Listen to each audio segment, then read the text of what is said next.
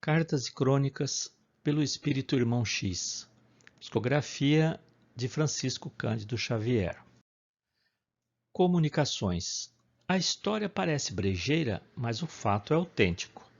Rafael Provenzano escutava os grandes comentaristas do Evangelho entre despeitado e infeliz, atormentado de inveja. Queria também falar às massas, comover a multidão.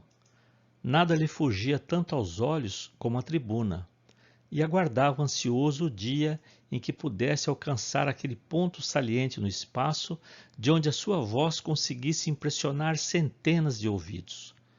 Embora fixado a semelhante ambição, era empregado de singela sapataria, e a sua especialidade era bater pinos em sola. Às vezes, surpreendia-se no trabalho, mentalizando o público enorme e ele a falar sob aplausos. Talvez por isso fosse ranzinza, conflito permanente entre a vocação e a profissão. A família e os companheiros pagavam a diferença. A esposa e as 4 filhinhas em casa sofriam-lhe a teimosia e o desespero. Irritadiço por dar aquela palha, classificava-se à conta de tirano doméstico. Apurava com esmero o hábito de chacoalhar e ferir. A tensão não se limitava ao círculo mais íntimo. A parentela toda aguentava espancamentos morais. Entre amigos, era temido na condição de crítico impertinente. Apesar de tudo isso, a paixão de Rafael era pregar solenemente a verdade cristã nos templos espíritas. Certa noite, quando falava Martinho, orientador espiritual da reunião mediúnica de que era participante, Rafael consultou o comunicante a respeito de seus velhos propósitos. Sim, meu filho, comentou o benfeitor através do médium, você poderá ensinar mais tarde das tribunas. Agora, porém, é cedo. Convém estudar, preparar-se, aprender e servir. E prosseguiu explicando que a banca de solador era também lugar santo. Podia demonstrar fé e abnegação pelo exemplo, edificar, inspirar, auxiliar. Provenzano ouviu paciente, mas saiu desapontado. Decorridas algumas semanas, o grupo se apresentava à reunião em sala adequada. Conversa amena. 1 hora faltando para o início das orações. Rafael chega alegre, participa que deseja expor ao estimado Martinho o estudo de um belo sonho e contou aos circunstantes que na noite anterior se vira espiritualmente fora do corpo físico, sentia-se volitando, leve qual pluma ao vento, e contemplara aos céus um cartaz com 6 letras A, D, P, S, B, P, em projeção radiante. Tomara nota de tudo ao despertar.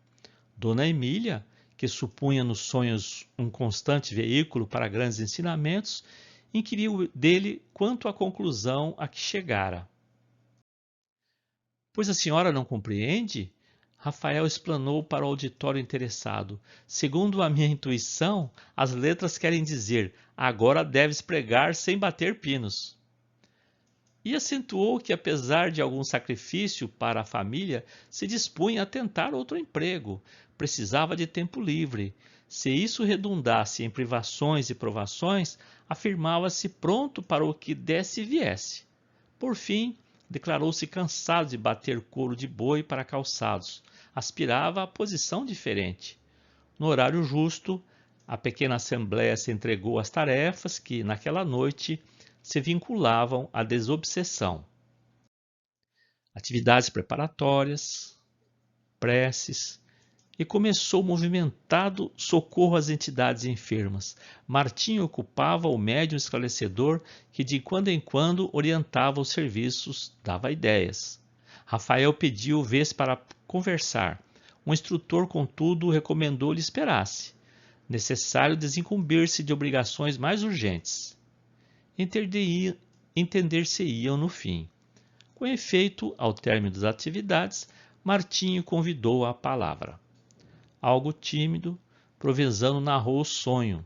Referiu-se às letras luminosas que descobrira no firmamento, como que brilhando especialmente para ele, e reasseverou os antigos desejos.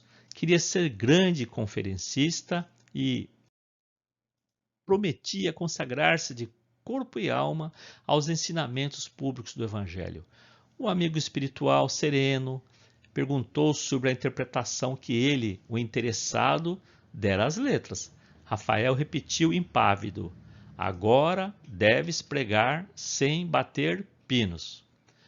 O benfeitor espiritual, todavia, pintou expressão de complacência no rosto do médium e observou: efetivamente, Rafael, você esteve fora do corpo de carne e viu de fato a mensagem do plano espiritual. Mas engana-se quanto ao que julga ter lido. As letras querem dizer simplesmente: antes de pregar, seja bom primeiro.